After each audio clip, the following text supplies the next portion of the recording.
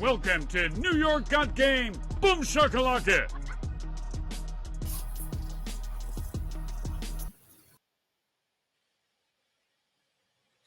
What's good, everybody? Happy Thursday. Coming to you early, 3 o'clock Eastern here. Dexter Henry, Bryan Fonseca for another edition of New York Got Game, Knicks Weekly Live. We got a really good one this week. A lot to talk about with the Knicks because Knicks Nation, Bryan, I don't want to say they're crashing out, but a lot of people have not been happy after this past weekend. There were some people that weren't happy after the game last night against the Sixers. We're going to get into all that. We're not going to waste any time because our guest this week is here. He is my guy, the great beat writer for the New York Post covering the New York Knicks. My guy, Stefan Bondy, is here. Steph, what's going on, man? What's up, man? Good to be here.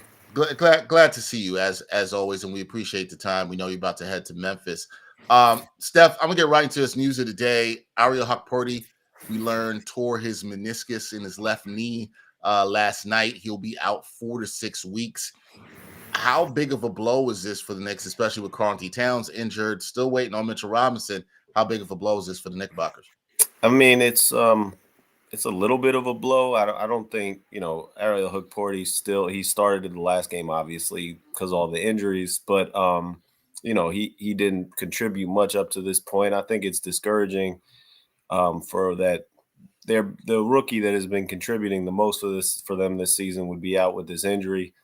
Keep in mind, he had a meniscus tear before the combine, NBA combine, and a lot of people think it hurt his draft stock. He was playing overseas when it happened, and then it still affected him in the summer league. So this is something he'd been dealing with before.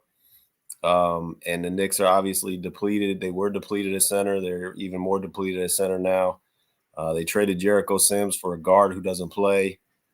So, yeah, I mean, it's basically what we've been talking about for a very long time. When is Mitchell Robinson coming back, and how much can he contribute right away?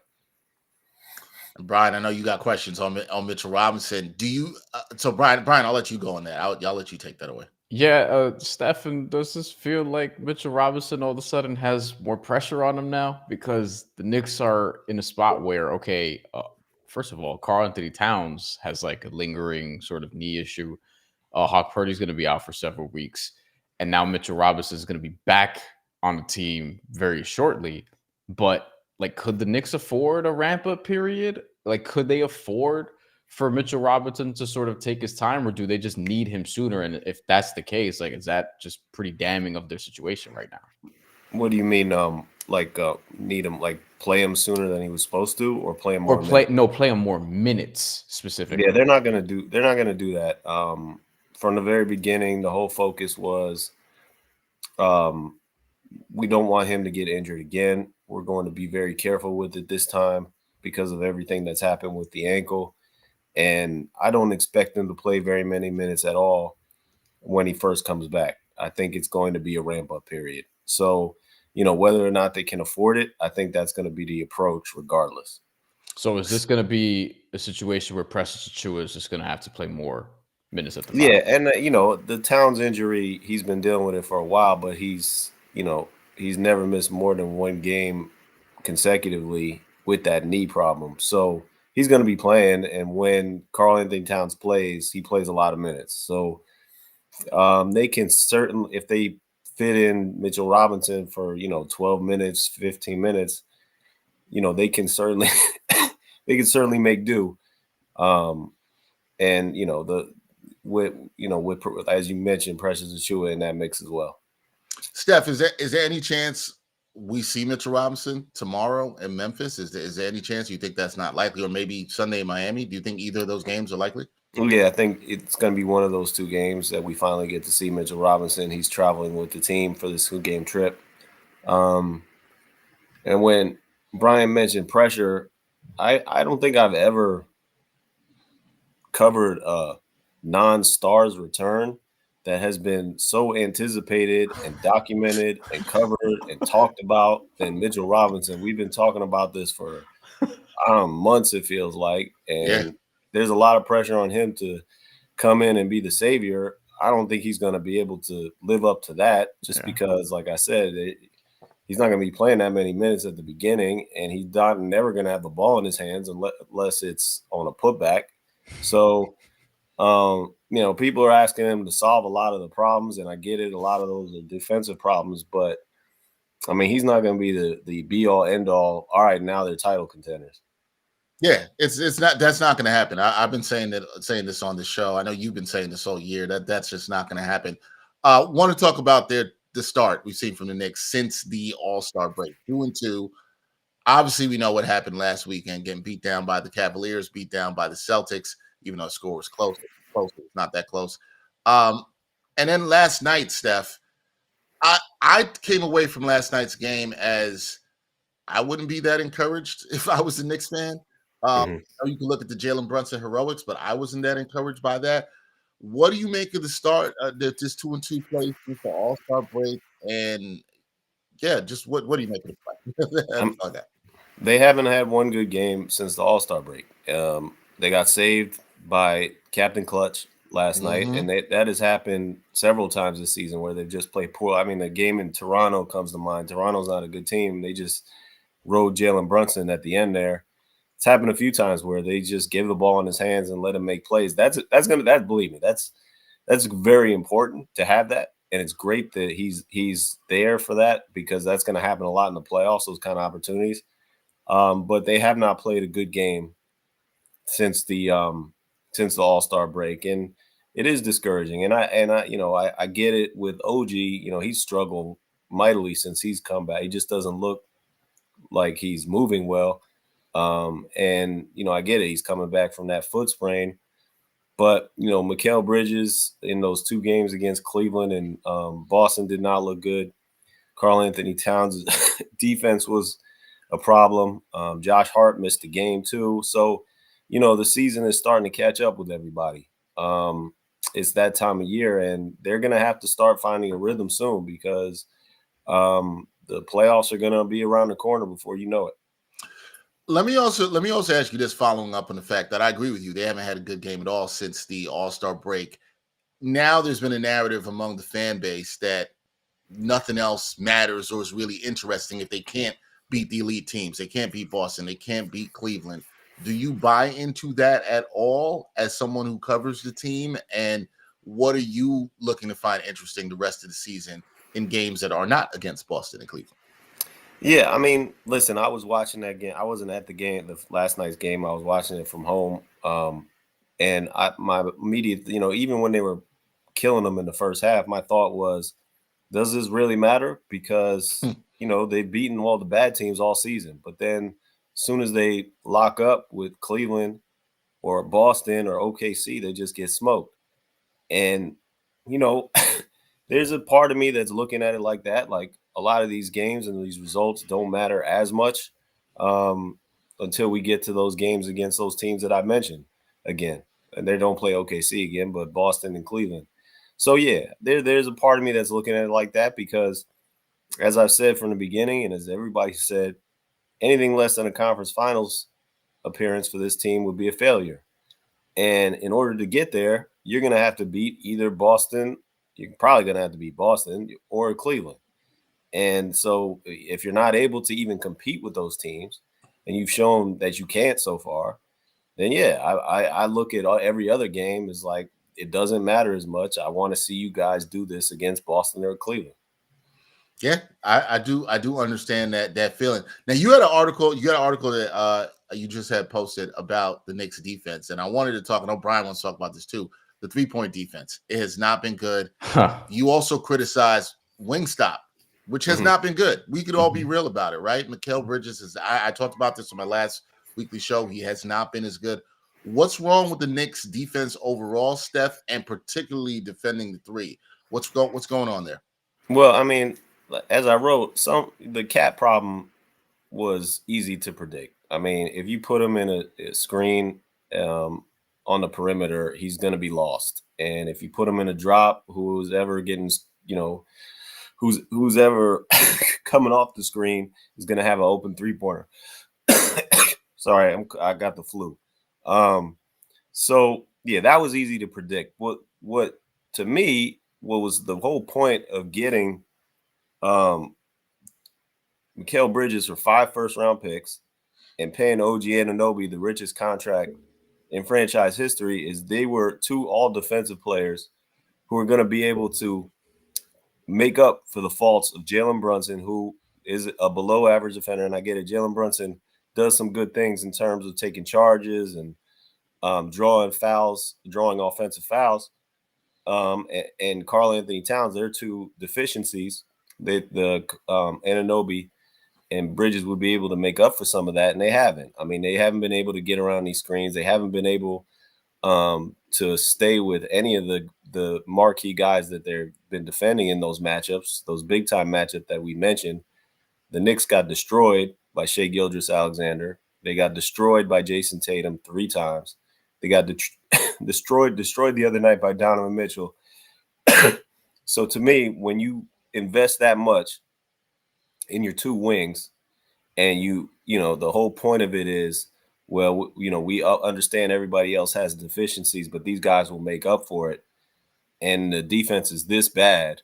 I believe a lot of it falls on those 2 guys. And then, you know, that's not to mention how a lot of the times, certainly in those big games, those 2 guys have just gone MIA offensively. I mean, Mikal Bridges' lack of free throws is obviously a problem. He's not aggressive.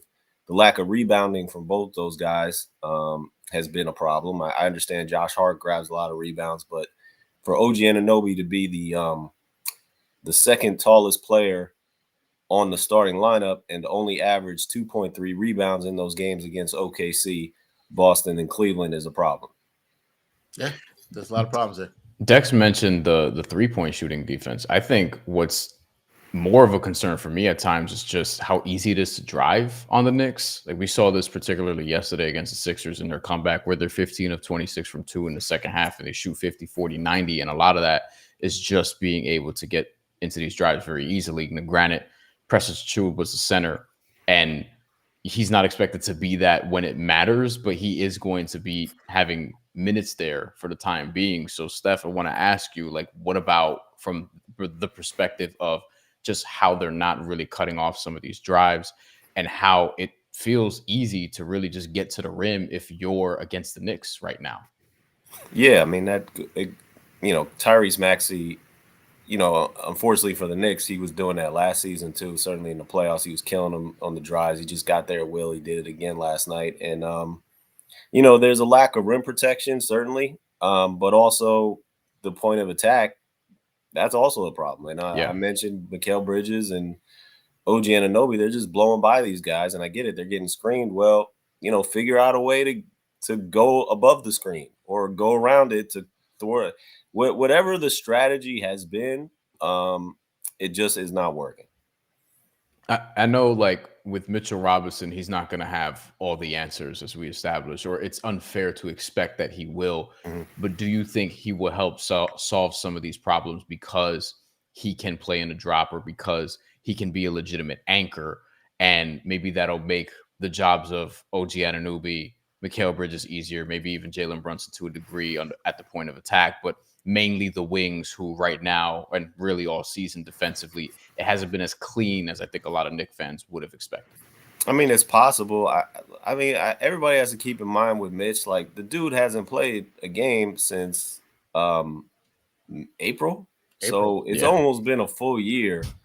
I don't know what I'm going to be honest. I don't know what to expect from him, man. Like anything would not shock me when he gets back out there. And I one thing that I will not that I guarantee will happen is he will be exhausted. He will be huffing and puffing for the first like 3 possessions. Yeah. Because even when he's in shape and it's like game mid-season and he's played all season, he's still huffing and puffing. Yeah. So I can predict that he will be tired. I do not know how he's going to impact the game yet. I think how his rhythm is and his timing and all that stuff. I just don't know. I'm interested to see, just like everybody else. As you guys might or might not know, the Knicks do not allow us to see any parts of practice. So I have not seen this guy play basketball since the Philadelphia series. Yeah, we haven't seen it. We don't know. I want to go back to offense real quick, Steph, because you mentioned something. about particularly how it relates to what we saw last night, right? The Knicks offensively, Jalen Brunson saves them down the stretch, Captain Clutch once again. But when Cat's particularly not there, as we saw last night, it seems like a lot of ISO heavy. At least that's what I watched last night. A lot of ISO heavy action for Jalen. I know Mikal was cooking early on in the first quarter, but do the Knicks lack an offensive identity when they don't have Cat on the floor, where it's just so much Jalen Brunson hero ball? Well, I don't know if they lack identity because the identity is Jalen Brunson hero ball, but they certainly need. I mean, Cat is the reason why they could play 5 out and they became such a dynamic offense. I mean, we're talking about one of the best offenses in the NBA. It's been like that all season, and he is a huge part of that. So, I if anybody's underestimating his impact offensively, that would be a mistake. I mean, he's been great all season. He spreads the floor. He's able to do a million different things.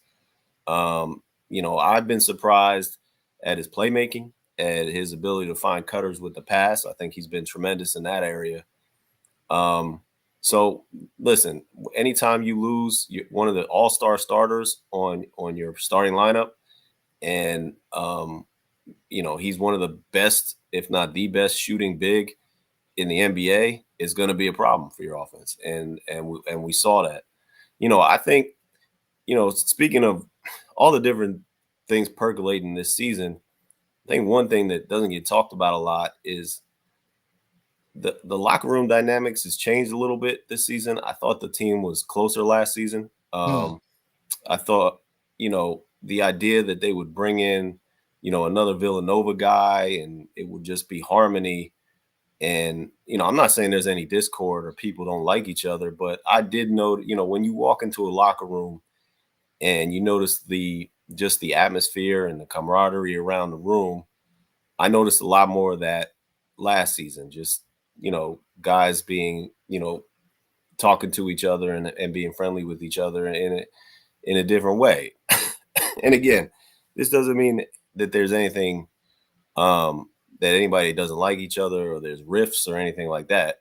But I think that the locker room dynamic has changed. And, Mikal Bridges, although he did go to Villanova, the closest friend he has on the team is Campaign. So, you took away Dante DiVincenzo, who was best friends with Jalen Brunson, really good friends with Josh Hart, obviously. Take away Isaiah Hartenstein, who was great with everybody, really good friends with Mitch. Julius Randle had been in that locker room for as long as anybody almost. And, you bring in a lot of new guys. It's just a different dynamic all around. I think this team has a different identity. I think they and I don't think it's necessarily a better identity. And I think that the locker room dynamics have changed as well. Could you attribute that to maybe just this season going into it having more expectations versus last season? And maybe, I don't want to say like the pressures of it, although that could be it, but just this could feel different because they have more expectations coming into this year than they did last year, where it felt almost house money-ish. No, I don't think it's about pressure or anything like that. It's just, like I've been covering NBA locker rooms for 15 years. And I think, you just notice, different, like for instance, when I saw Jalen Brunson in action and, the way he led his guys and the way he conversed with his guys, I was like, oh, this is what a leader is supposed to look like. And, he still does that, but, you just notice different things over the years. And I think with this team, it doesn't seem as close-knit a group as it did last season. Yeah, I could see that. I could see that vibe too. I was in the locker room less last season. I've been this season, but I can see that. Obviously, Steph sees that more every day. Steph, a couple more questions for you. You've seen a lot of talk, particularly after what we saw last weekend with the massacres that occurred, where there were some fans, now calling for Tom Thibodeau's head. They want him out of here. And so the question I think that has to come around this, when you look at this team and look at their issues, do you believe there is a coaching issue or is there a personnel issue with this team? We've talked a lot about the latter and the player personnel, but what do you think? Is it a combination of both? I guess that's fair to put that in there too. I think fans are always going to blame the coach, and I think it's also a product of what the roster is right now. You're not really going to change much on the roster. I mean, I guess you could trade OG Anunoby or trade Mikal Bridges or try to, but those wouldn't be smart moves considering what you just gave up to get those guys or just re-sign them. So if you're a fan looking at this roster and you say, all right, well, this is what I'm dealing with, what can possibly change? Oh, the coach can change. So that's what I think that's about. Yeah, I would agree with that. Can the Knicks? How do they close the gap? Because we know there's a gap between Celtics and the Cavs are here. They're here. There's a huge gap there. Is there anything they can do over the final 24-ish games of the season to close the gap between the Celtics, the Cavs? Can they do that? Yeah, beat them. I don't have the I don't have the schedule in front of me, but I know they played Cleveland twice. Two more times, Steph. Yep. In April. And when is their Boston game? Boston game, I believe, is I want to say it's the end of March. April 8th. Oh, it's April 8th? Okay. Yeah. And the two Cleveland games are on the second half of back-to-backs. Okay. So is the Boston game the season finale? Is that the season finale? Regular season finale? No, the Boston game is fourth to last. They end Sunday, April 13th in Brooklyn. Okay. Sorry, Steph. Go ahead. Yeah, no. So I mean, they got plenty of time. They got plenty of time before those games to shore up whatever problems they have to figure out a way to beat those teams. And then, I listen, I've seen it a lot where the regular season results don't matter. And, the playoff series happens and whatever happened in the regular season, it just completely flips on its head. But when you get blown out in that kind of way, that's got to be just demoralizing. And that, to me, that would carry, if they get blown out again by Boston, that would carry over into a playoff series. That would be in my head. I'm sure that would be in the players' heads. Like, we can't figure out a way to even get close to this team. So you have to show something more in that last game against Boston and beat them. Like, to me, that would be the most important game for the rest of this season. And when you talk about closing the gap, that's how you do it. You beat them, you figure out a way to do it. And listen, we don't know, it sounds like it's so late in the season. Maybe Boston will start resting guys. We know Tibbs ain't resting guys. So, maybe you can't put too much stock in that matchup, but I think that's the game you circle. Yeah, that's a good point. I wonder if Boston will have their players available. And I agree with you, Steph. They got to beat them, even though the gap feels wide. And I wonder how much Boston's in their head right now. At least right now, the fact they've got blown out 3 times against them. I wonder how much that is. Certainly seems like it. I mean, they got Jason Tatum is just, man, he's been unstoppable against them. He does whatever he wants. And then you had that last game and they were in the first quarter, they did like a hockey sub. Yeah. They just brought in 4 new guys and we're like, all right, well, we're smoking you guys with the last lineup. We'll just do it with this lineup too. And they were killing them with like Peyton Pritchard and Sam Hauser. So, I mean, it was just, I know they were harping on that third quarter comeback, but to me, that game was never in doubt. Did that mean anything to you, Steph, at all? The third quarter comeback, you sitting there watching that in Boston. Is there any positives you think that team could take from what we saw in the third quarter where they got it down to 4 points? Well, that was what they were harping on because they were looking to grasp at something just in terms of we need something to hold on to. So that's what they kept talking about. I found Jalen Brunson's post-game comments that game to be interesting, but I didn't understand them, to be honest. He was talking about how they need to care less. And then I was like, well, what do you mean? Do you care too much? And he was like, no, care less about me, like me. And my interpretation of it was he didn't want to call out people in the way that Josh Hart does, so he didn't really articulate it well. But it was basically like guys need to stop playing selfish. So, the Jalen Brunson never says anything critical, and that's about as close as you're going to get. So, I thought he was very interesting post game. He seemed almost emotional. He seemed like he was, that loss took a toll on him. What I also found interesting about that comment, I saw you comment on that too, Steph, was that in that run, most of that run that the Knicks had happened with Mikal Bridges on the bench.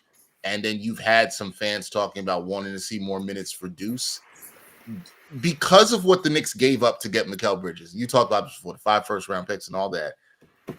Do you think there's a point? We did see Tom Thibodeau bench him in Charlotte before. We did see that on Black Friday. Is there a point where Tibbs might make a lineup change there, or is there something to be taken out of the fact that Mikal Bridges wasn't on the floor when the team made that run? Yeah, I mean, there is. I mean, Tibbs will never take him out of the starting lineup. But Right. as you mentioned, if another group has it rolling, he's shown that he will keep Mikal Bridges on the bench in crunch time or in big moments in the second half. I mean, you mentioned the Charlotte game. He did that for, I think, almost the entire fourth quarter of that game. So, yeah, I think that he will never take Mikal Bridges out of the starting lineup. He leads the NBA in minutes.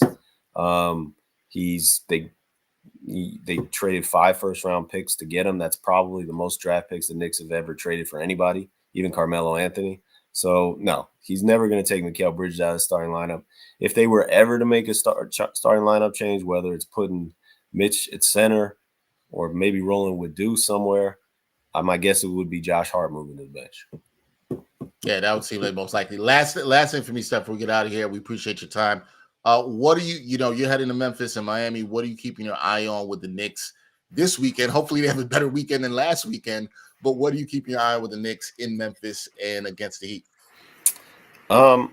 Memphis, we talked about how much they struggled against the good teams. They actually killed Memphis. And I was talking about how much Mikal Bridges and OG Anunoby struggled defensively. Well, they put the clamps on John Morant. So if they're able to do that again, then obviously they're in good shape.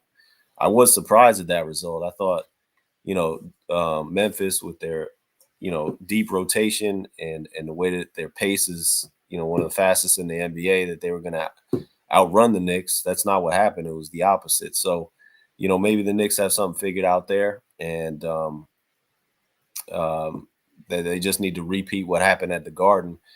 Miami's obviously, a rival. They've changed a lot with Jimmy Butler gone, and Tyler Hero's now the main focus. They're a heavy three-point shooting team, and so if I'm the Knicks, I'm worried about that matchup because it's that time of year where Spo gets going. Yeah, it is for sure. All right, Steph, we appreciate you giving us some time here about the Knicks. So we'll see how they do. Feel better, man. I had the flu and the sinus infection a couple weeks ago, and it was pretty rough. So feel better. Yeah, it's getting around, man. It's getting around. Thank you. Safe travels. Appreciate you, all man. Right, bro. Appreciate it, man. Thank you. All right, no problem, man. That's Stefan Bondy, Knicks beat writer for the New York Post, joining us here on Knicks Weekly Live, doing a great job as always. Interesting stuff there, Bryan. And I like that Steph addressed a couple of things, including a lot of fans talking about Deuce going in the starting lineup. There's been a lot of clamoring for that. I talked about that this week with JD when he was on the show with me, which was a pretty good episode. It was like a therapeutic episode for the Knicks fans that we had this week. So, yeah, I think there were some good things that wouldn't happen. I also did find the comments from Jalen Brunson interesting. I wasn't there in the locker room, but when I saw Steph tweet about it and he had the follow-up question, I did find that very, very interesting. I will say this to people. As somebody who's been in the locker room, I'm not there every game like Steph, but I've been enough. I don't know how many games I've been to total this year, but it's somewhere between like 15 and 20. And there is a different vibe in the locker room. I do agree with Steph on that. He knows better than me. It is not contentious, and I think Steph and I are on the same page. It's just different. More business-like, less friendly. Is that what you're saying? Yeah, and I think guys are still figuring out. I think there's something to what you're saying. Their guys are still figuring out, and I think that makes sense because you have change, as Steph was talking about. But I think from the leaders on this team, and I'm particularly talking about Brunson and Josh Hart, there's been times after losses where I just feel like you can see how they're taking it and they don't like it, and they're very serious about it and what they want to get better. And I'm not saying other people aren't. That's all I'm saying. I just see it in the leadership. I don't know if there's that connectivity and energy. Even last night, I'll tell people I was in the locker room last night, and it was a win, but it didn't feel like a win in that locker room. And I understand why, because of how that game went. I understand why. Jalen Brunson saved him, and I didn't feel that from a lot of the guys, at all whatsoever. So, it is. I think it's something to monitor going forward, but I think it's ups and downs in the season, and I think this team will have to figure it out. Another thing I do agree with Stefan that he said 100%. You want to close the gap, you got to beat these teams. You got to figure a way out. The gap looks big. It does not look good right now. Okay, like we can be real about it. It does not look good, but you got to figure it out. You know what I'm saying? Like I'm telling people, stop disrespecting the Cavs, man. Like, well, listen, team is legit. I'll be honest. I've said on the show, I was like, a little suspect on the Cavs. I believe. Granted, I still want to see it in round 2, but King Sauce, they deserve some respect. I will say this because King Sauce asked a question here. Thank you, King Sauce. You're always checking in. We appreciate let's you. check in with some comments. We got to. Is Detroit the third best team in the East? Now look, no. I understand after last night. They were streaking, the Celtics were streaking, and I didn't rewatch any of the game. Actually, after I was done here, we're done. I had it on. I had planned to watch. I didn't have it on while I was at the Knicks game, but it's something I wanted to rewatch, and I got home and I was tired and I didn't. But I do want to actually watch that game, and I probably will in the next hour or two. I think Detroit's well coached, and they can give a team a little problems in the playoff round. Do I think they're better than the Knicks or the third best team in the East? No, no, I don't think. I don't think so. I'm not going to go that far, but I think they're good and they're coming. Yeah, listen. Right now, if the playoffs ended today, we would be staring at Knicks Pistons in the face, and I don't think the Knicks would lose that series.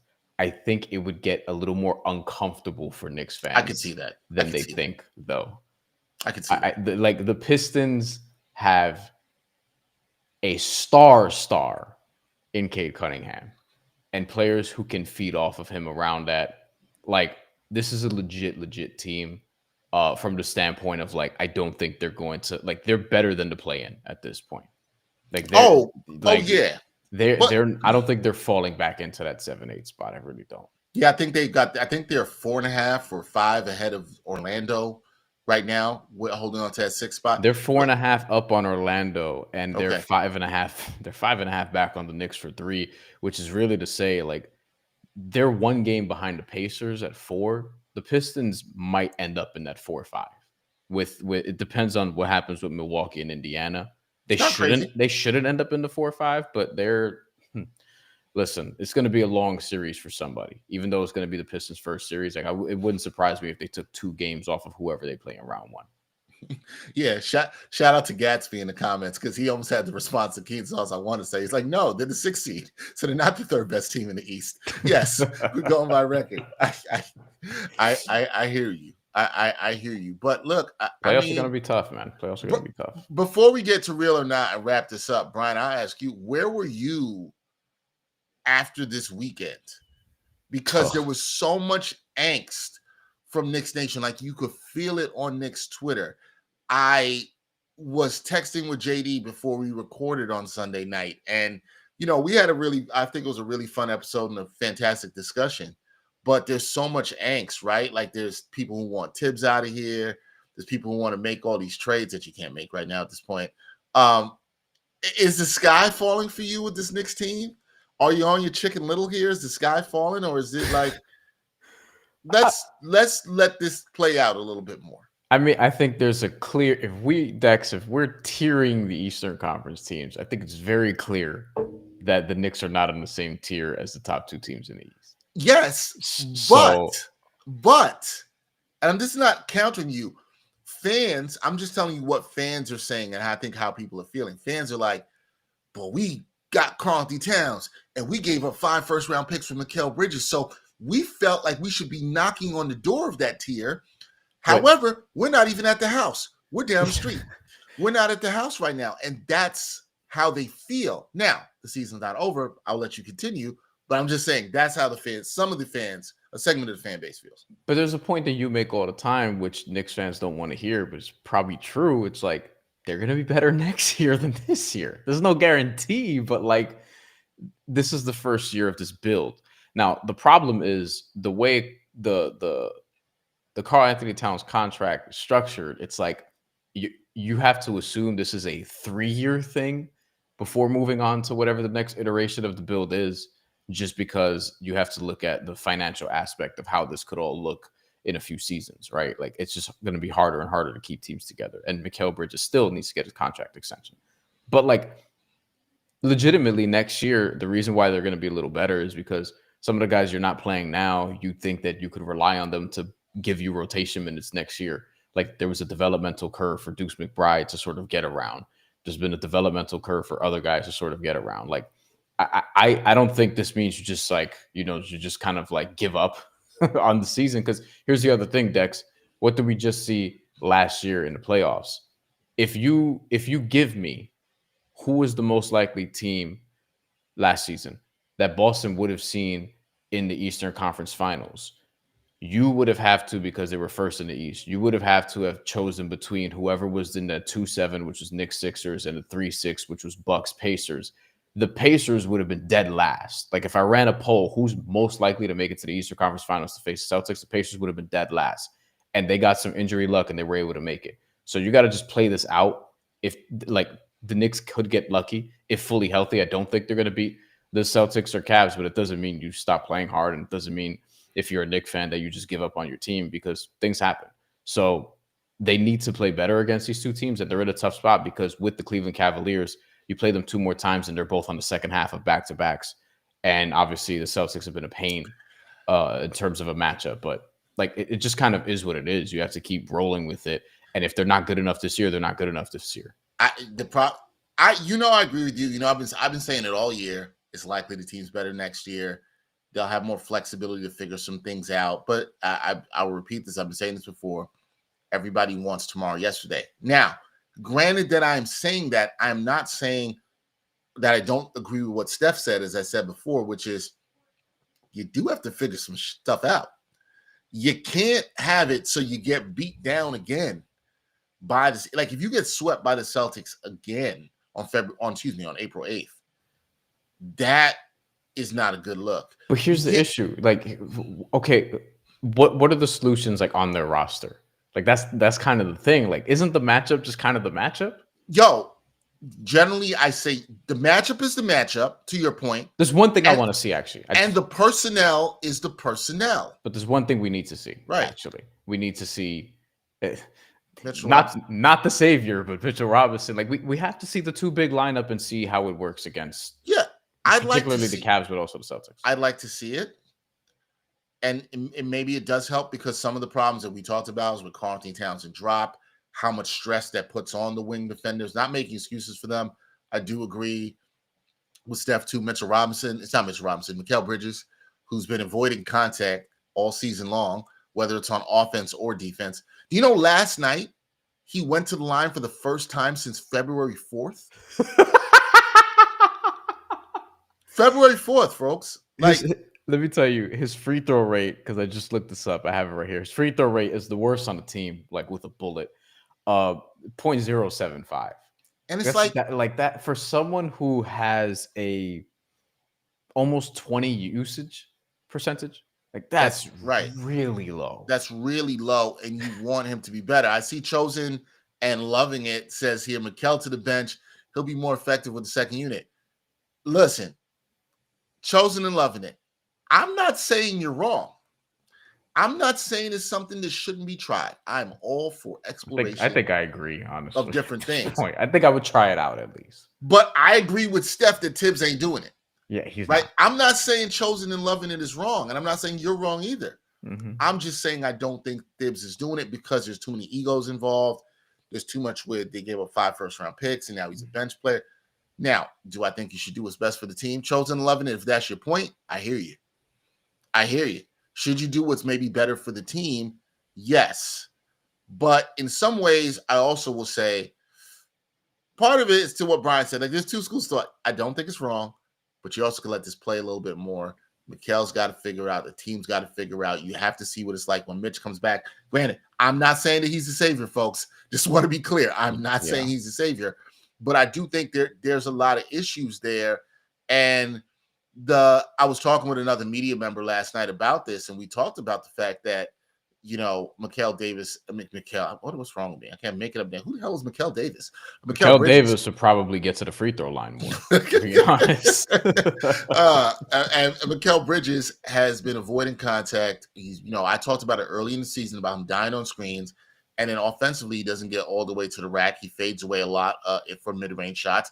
Now, last night he was cooking, and he came out aggressive early on, 19 points in the first quarter. But we have to see more from Mikel Bridges, particularly on the defensive end. And I don't know how much of that is just his fault, because there is more stress on him. He is the point of attack defender. Karl-Anthony Towns is not a good defender in drop, and that does affect somebody who's a point of attack defender. And Mikel Bridges is chasing players off of more screens than he has ever before in his career. This isn't like when he was in Phoenix, where he was guarding the team's maybe best wing offensive player, right? He was guarding like a LeBron or, a KD or somebody like that. Now he's guarding a lot of point guards, because this is what he's been asked to do, so that OG Anunoby can roam a little bit more defensively. And that is some stress on Mikel Bridges. So I think everything is in context, but I also have watched Mikel Bridges not fight through screens the way you would like him to do for a defender of his caliber. And I think the Knicks just have to figure things out, particularly defensively. And some of it comes down to, I talked about this on the show this week with JD. Some of it comes down to want to and having that edge, right? Like, you got to have that edge and being like, yo, we got to figure this out. We can't have Jason Tatum just pulling up from three all willy-nilly. Now, look, I get it. Some of that's because of the drop, and you don't have the best backline defender back there, so you're worried and I get all the reasons why. But we have to, I think there's been a lot calling for Tom Thibodeau this week, and Tom Thibodeau has his faults, and I'm not saying he's a perfect coach. Not saying that. But at some point as a coach, we know Tom Thibodeau is a good defensive coach. He hasn't just forgotten how to coach defense. That doesn't happen. He actually, when he was in Minnesota, 3 years, he had a bottom, I think, it was in the bottom 20, bottom third of the league in defense, right? Because he didn't have the personnel. So you can be as good as a coach as you want to be, as Tom Thibodeau is on the defensive end. But if you don't have the personnel to execute what you want to do, it doesn't matter. And I know that's a hard pill sometimes for people to hear and swallow. And Steph is right. The first thing people want to do is blame the coach. We got to fire the coach. Like, Tom Thibodeau did not forget how to coach defense, guys. He has two players in his starting lineup. One, because of height and size, who's a below average defender, and Karl-Anthony Towns, who's slow-footed and not a particularly good defender at all and needs defensive help next to him. Now, the Knicks, I think, intelligently tried to go create Wingstop to prevent some of those issues. But so far, it hasn't worked out. Wingstop hasn't been Wingstopping it, if that's a verb. That sounded weird, but you get my point. They haven't been doing that. And so that's the problem. They got to figure it out. This is it. They got to figure it out. And the last thing I'll say, because I want to bring up this comment here, Chosen Loving it said, Cleveland is beatable, but not in Boston's league. No answer for the Wings. I'm not saying, and look, my respect level for Cleveland has gone up. I was a little sus on them early in the season. I still do think, and I said this last week, Bryan, when we did the show, I said, you asked me which of the two games was more important. I said Boston, because they are the measuring stick, right? Mm-hmm. And I think that's part of the point Chosen and Loving it is making here, is that Boston is the measuring stick here. They're the team.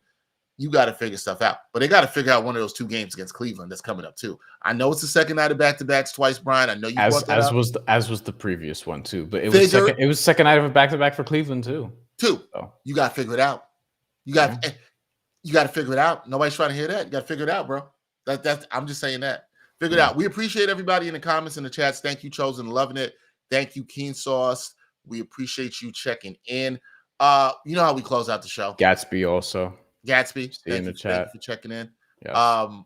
We're going to close it out with Real or Not, which got some interesting topics this week.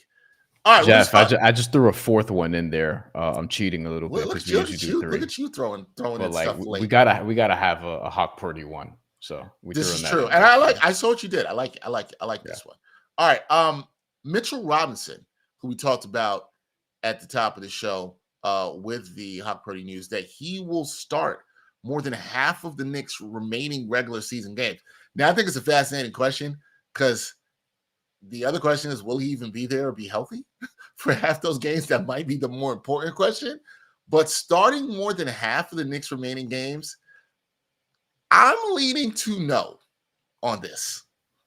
And I lean no on this because of what Steph said in the fact that I think it's going to take some time for him to get back into basketball shape and get back up. And I don't know when they're going to start him. I think you're happy if he could possibly be starting at the end of March. But what do you say? Because what do we have? 24 games left? 24 games left. Yeah, 24. My answer would also lean no. My definitive answer will be he better not.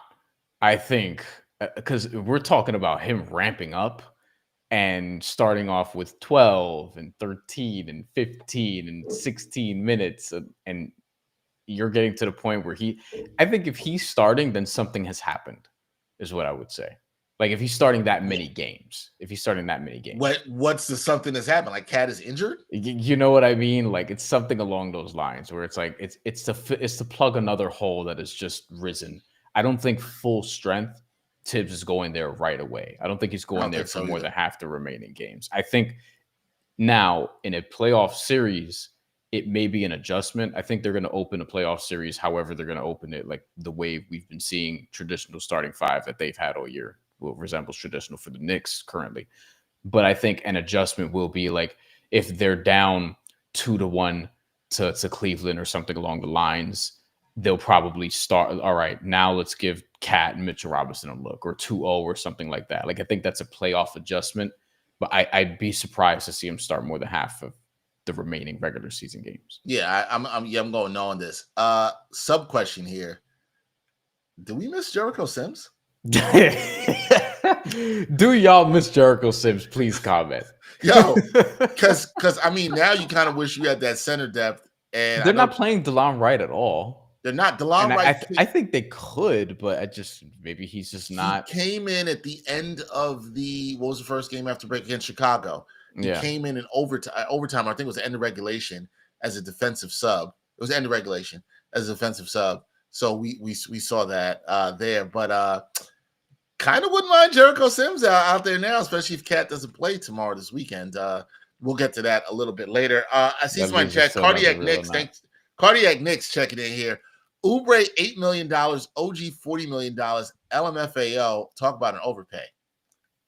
Let's be real here. Kelly Oubre Jr., who I like and maybe could be a buyout candidate the Knicks could pick up. Keep your eye on that. He's not as good as OG. I'd be surprised. Yeah, he's not as good as OG. And OG, but is OG? Here's the thing: if you're looking at the money, is OG 5 times better than Kelly Oubre?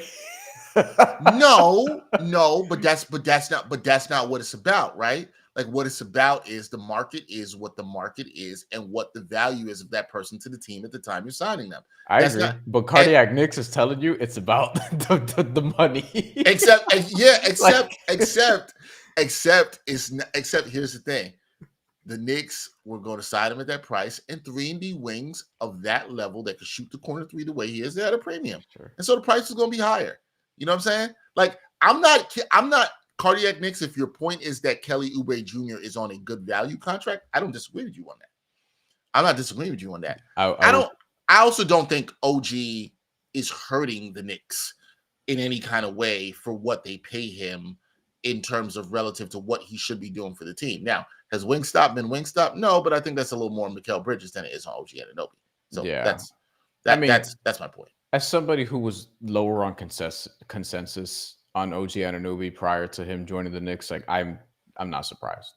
Like, yeah. I'm not to say I don't think he sucks or anything like that. I think he's a really high level role player who can defend at an absurd level, who is also getting paid a little bit more than you probably want him to make, who also has an injury history that you worry about. So I think there's a lot there. So I get the OG Anunoby criticisms. I don't think he's single-handedly the reason the team isn't where you want them to be, but I think it's fair to expect more out of him given the contract. But like this is what it comes with. And New York sports fans in particular are very, very, very familiar with having players on high just big ass contracts that you expect a lot from. Except the So thing I get this it. time, I get the angst is what I'm saying. I get the angst, but this is I tell Knicks fans this all the time when they talk to me about this. I'm like, this is not previous regimes.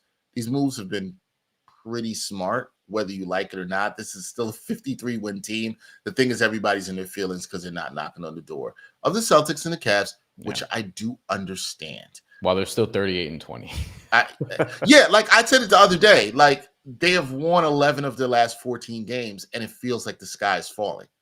Like it's just come on. All right. Next thing on Real or Not. Knicks, they are bottom 5 in 3-point attempts in 2025. Will they finish the season in the bottom 5 in 3-point attempts this season? Last night, just want to give people some context before we get what Bryan's take is. Last night, the Knicks got up 19 threes. 19, okay? Against the Philadelphia 76ers. If you know me, and Bryan is not somebody who's like loving the 3-point revolution, but for me, I like threes to a point. For me, 3-pointers, what's great about 3-pointers is how are you generating the threes? Yes. How are you creating those threes? Yes. The Celtics, people kill them for taking a lot of threes, but they are really good at hunting mismatches, and they're really good at generating quality threes, right? So when I watch them, I'm like, man, they get a lot of quality threes. That's beautiful basketball. They're open. I don't think there's any doubt about that. And another word, P word of the day, people, they have the personnel to do it. That matters. Now, the Knicks, they made a trade for Cat, made a trade for Bridges. They're supposed to allow them to play 5 out. And when they were supposed to play 5 out, you'd think they'd be getting up some more threes. But they haven't been getting up more threes. I think this is something to be legitimately concerned about, especially if you're going to play the elite teams that we're talking about. I'm a little bit more concerned about them on defense against those teams. Will they finish this bottom 5 team with 3-point attempts? I'm going with real. Yes, they will. Because the habits have not shown me that they're going to get more threes up. It just doesn't seem to be in their DNA. Do I think they need to get more threes up? Absolutely. Will they? Yeah, I'm not betting on that. So per 100 possessions, they're 5th to last with 34.6 3-point attempts per 100 possessions. The per 100 possessions qualifier is important because, as we know, the Knicks, again, under Tom Thibodeau, play at a slow pace. Not as slow, but slow. Right. They allow, this is encouraging, the 9th or 10th fewest 3-point attempts per 100 possessions, which is about 37. They still allow more. And this is you saw this shift in why, and this is where it's worrisome for me. Philly came back last night. They were driving and kicking a lot. It wasn't just driving. We were talking about how they were just getting to these drives easily. Tyrese Maxey in particular, I mean, he's one of the hardest guys to guard in the NBA because of his speed, but also because of what he can do with the ball. Like Tyrese Maxey, he's so good. And the Knicks were getting outshot from 3 by a lot. They only put up like 9 3-pointers in the second half. And Philadelphia, like their shot diet, while they had a lot of success from 2, they also put up way more threes than the Knicks did. I think they doubled them up in terms of 3-point attempts or something along those lines in the second half. So that's where it's worrisome for me. I think they'll probably finish around the bottom 5, to your point. The per 100 possessions point, I'm not sure, but they're not going to massively progress in that area, I don't think. Yeah, so, I just don't see it. So you have to, your 3-point defense has to be on point. You have to stop allowing teams to just drive and kick you at the rate that they do when it feels like they need to. Like when a team wants to just drive and kick and generate a corner 3 against the Knicks, it feels like they can do it. Yep, it does. That's the problem. Which shows you the problems on both sides of the ball. You know, this is something that Tom Thibodeau talked about early in the season and during training camp. And I remember talking with Steph about this on some videos we did earlier about wanting to get more threes up. And you kind of felt that at certain points. But then and I think we talked about this on the live show very early on, like in the first or second week of the season. And now you haven't seen it. They don't get it up enough. There's not the urgency. Do they have the personnel to do it? In my opinion, they do. right? Like, in my opinion, they do have the personnel to do it. But when you look at a guy like karl-anthony Towns, who's a really effective shooter, he doesn't get up as much attempts as you think he might per game. He's a guy that doesn't get it up as much as you think he would in terms of getting those shots up. Jalen Brunson, I think, had 5 3-point attempts last night, if I remember correctly. Bridges, you think, would have shot more. He didn't. OG had a couple of forced 3-pointers. 10 to 16 feet. Brunson too, but Mikal Bridges shoots a lot. There's a lot of mid-range pull-ups because we talk about the lack of him getting to the free throw line. He did not shoot a lot of threes sometimes either. He doesn't. Like he'll go for long stretches without taking threes sometimes. Yeah, and I think they need to add that more into their diet. Speaking of threes, Cardiac Knicks, he's got an idea how to fix this. The NBA this is a funny incorporate a rule where teams are only allowed 25 3-point attempts per game. Any 3 attempted after 25 shots counts for 2 points. This will force teams to strategize when, who, and how to take them, as well as add more pressure of making them since they are limited. The NBA will never go for this. And I appreciate the creativity, though. I appreciate the creativity. That's a no for me.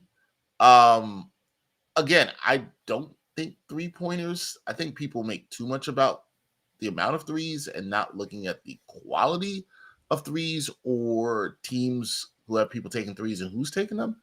I think that's more of the problem. It's like how they're generated. It's not the amount. I don't particularly find that problem in terms of watching basketball. I also just think too much has been made about 3-pointers.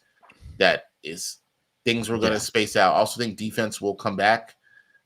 It's harder to defend today than it is ever before just because of spacing and guys are just more talented. And in the 90s, everybody was boxing the paint because also the rules. But also players are more talented. 90s, you could have dudes who couldn't shoot on the floor. Every single sports league has made rules to favor the offense because everybody wants more points. That's just where we are. Like if you watch football, and at times, I'm sure pass interference has never been called more. Baseball, we're trying to speed up the game, but also trying to figure out ways to get more offense. That's why they added like a pitch clock, for example, to like not have pitchers take forever to figure out what they're going to throw. And it's like, just throw the ball already. That's actually good. Some changes are good. I think that was a great change. And also I think in basketball, you need versatility. You need diversity in the offense, right? I think it's more of that's always been, you and I have talked about this. That's always been more of my issue. You don't want to see teams playing the same way. Granted, I think that's also a bit overblown because people act like there's a whole bunch of more teams shooting threes and like everybody played the same way through the post in the 90s, but nobody wants to talk about that as if that didn't exist, right? Like everybody played inside out basketball. Like everybody literally did that. Like the notion that people didn't play the same way or there wasn't a copycat style back in the day is just like it's literally not true. Like go look at some old games. The most important thing is just playing to your players' strengths. Yes, like that's really what it comes down to. And Boston, for example, they do that. They want to play the way that they want to play, and they got the people who can play that way. Like they got Peyton Pritchard who could spread it out and shoot from 3 and come off the bench and do what he does. And obviously they could play 5 out because they could play Kristaps Porzingis and Al Horford together at center. Like that's mainly what it comes down to. So you have to play your style. The Nuggets don't have to play a 5-out offense because they have Nikola Jokic who can play wherever you need to put him. Like everything just sort of orbits around what he. But that's the point I'm making. That's the point I'm making, Brian. I think there are actually enough teams that do play to their strengths and their style. OKC is not a good 3-point shooting team. They do not get a lot of threes up either. I think the thing with the Knicks and what we're talking about is they have more talent to hit more threes, right? Because they have guys who can actually shoot the ball well. So you'd like to see them shoot more. OKC, again, a team that doesn't shoot the ball well. They're low in attempts. They're low in percentage. And, that's it. And so. But if the Knicks had a better defense, we wouldn't be talking about their 3-point absolutely. shooting. That's mainly we wouldn't even, this wouldn't even be a real or not question. Yeah. We wouldn't be doing it. Like that's what it is. It's like we could talk all about like how the mid-range is gone and there's too many threes or whatever. But as it pertains to the Knicks specifically, they're 22nd now in defense, which is obviously inflated because of the 2 blowout losses. But like their defense looks like it too. Like even last night, I didn't think their defense looked great. Just Philly stunk up the first half. But then after that, Philly really got it together and honestly probably should have won that game the way the Knicks were playing down the stretch. And then Jalen Brunson saved them because that's what Jalen Brunson does, because he's as reliable a star as the Knicks have had in God knows how long. So, yeah. So, I mean, look, I agree with you. Defense is the issue with the Knicks. King Sauce is out here making comments on Cat's attire last night. Hey, one thing I will tell you, I don't remember what he wore. What did he wear? I don't remember either. I don't feel like I saw that actually that I recall. But I'll tell you what, Cat's been. He said he's got the flare plants. Cat's been going with the extra baggy style, and as a product of not a product of somebody who used to dabble heavily in the 90s fashion, particularly in the late 90s, extra baggy. Hey man, do what you want. We got to move on. We got a couple more before we wrap up here. Cat and Brunson will both finish in the top 10 in MVP voting. My quick answer to this is bell bottoms, King Sauce? Yeah, I saw it. That's even a little. That's actually flaring. I'll put it to you this way: he did not pull off unsuspecting pants like Kendrick Lamar did, or unexpected pants like Kendrick Lamar did at the Super Bowl. I see. Where Kendrick's was a little bit more baggy. I got it. So it's bell bottoms. No, these are baggy, but these are just straight. But flaring out at the bottom is a little more 70s style. You know what I mean? Like that. That's the bell bottoms are the 70s era. You know. Yeah. So, I have a joke, but it's probably better. Probably better saved. Yeah. I do not. I'm real quick on this. Cat and Brunson both finished in top 10. I say yes. I think Brunson probably has a better chance now, especially with his clutch stuff going up, and very likely the front runner for Clutch Player of the Year award, the Jerry Russell Award. I think he finishes possibly top 5 again. I could see him finishing 5th. I think both do finish in top 10. Yeah. Short answer, yes. I would also say I would love to know when the last time this has happened for the Knicks.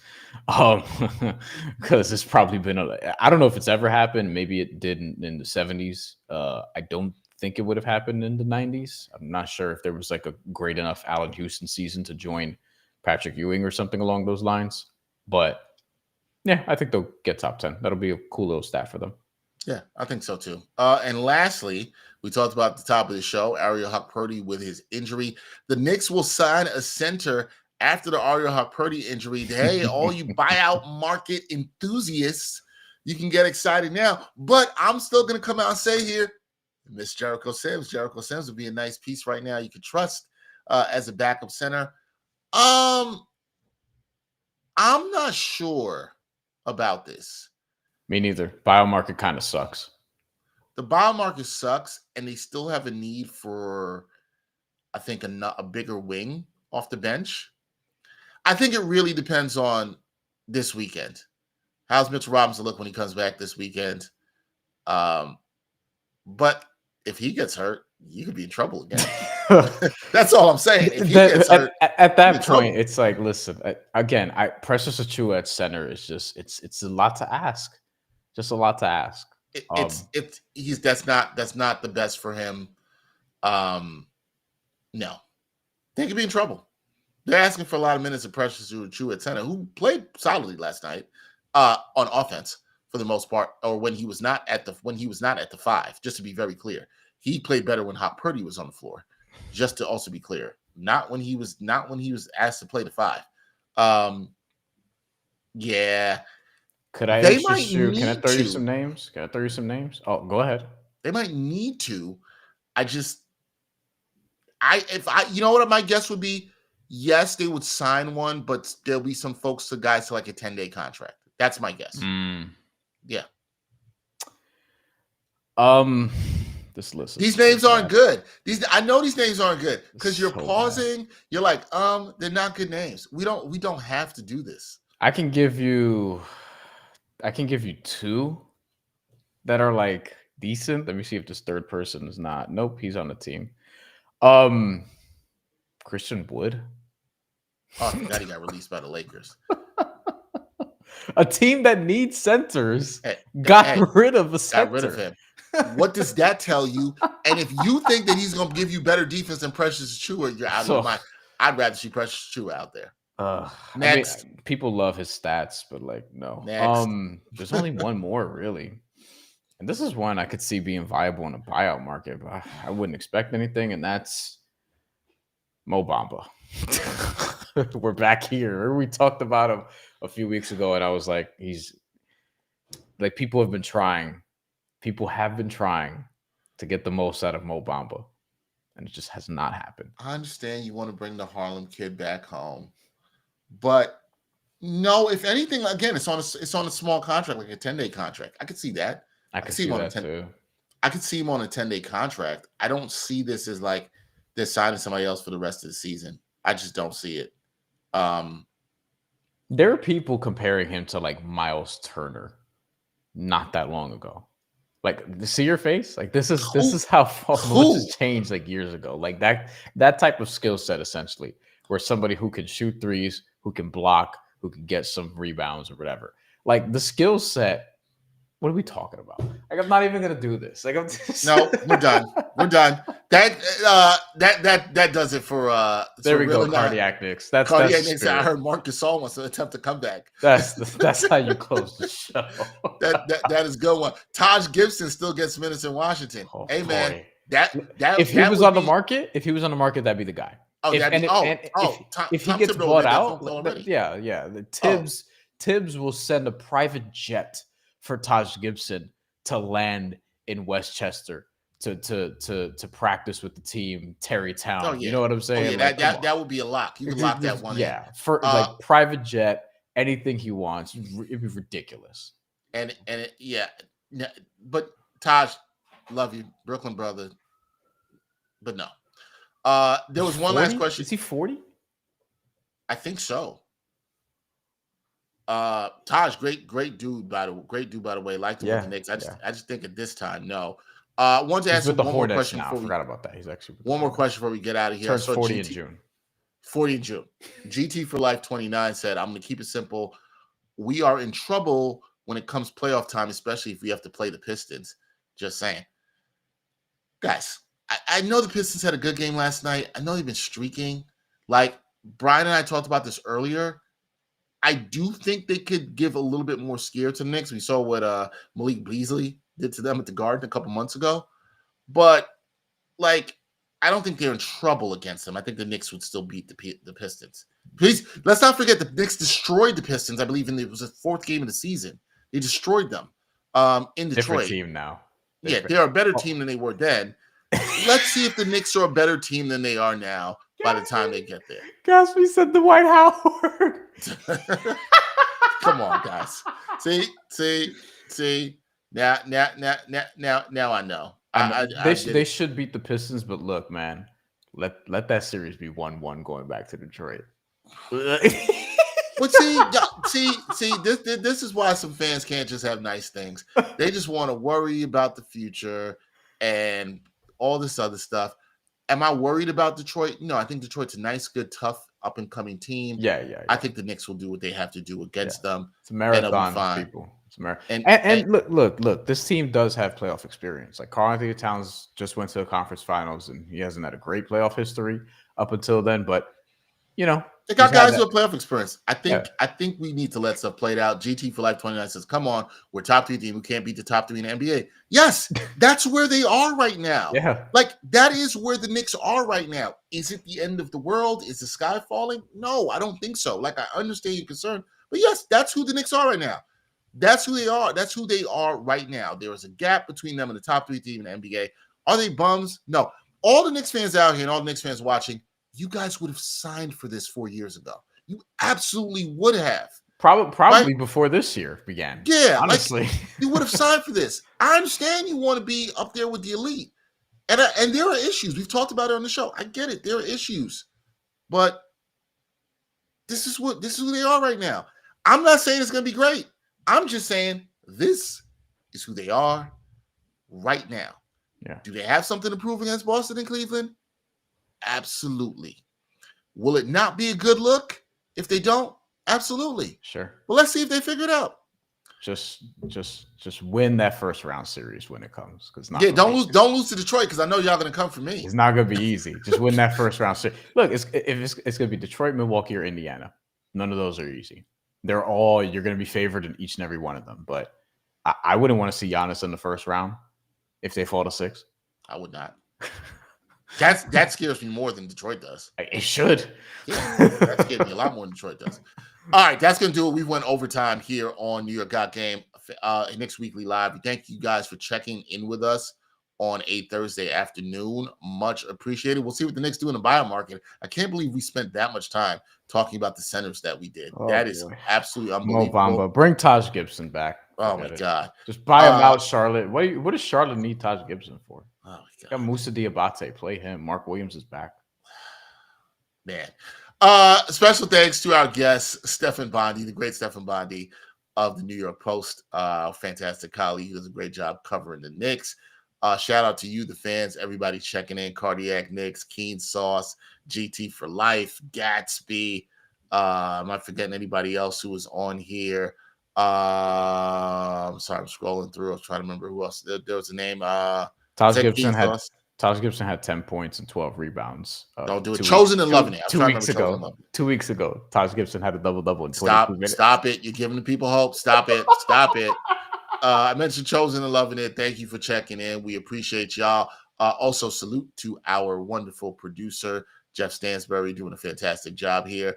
We'll catch you guys next week. We're going to be on Wednesday night before the Knicks go on their West Coast trip. They play the Warriors on Tuesday at the Garden. Then they're out west. And so we're not going to be on before one of these West Coast games. We're just going to do it on Wednesday night, give you time to preview the game and preview the West Coast trip. So that should be a fun one. We'll have Jeff Johnson of Knicks Film School joining us next week. That should be a good one as well, too. This week for the show, possibly it's not decided. We may do a live show after the Heat game. That is up in the air. We'll let you know more details on that. I've been talking with some of our producers about that. We'll let the people know. But for Bryan Fonseca, I'm Dexter Henry. We'll see y'all next week on Knicks Weekly Live, New York Got Game. Peace, y'all. And please, y'all don't be pushed for Taj Gibson and Mo Bamba. Love those guys, but y'all ain't got to do that. Peace. And thanks for watching New York Got Game. Boom shakalaka.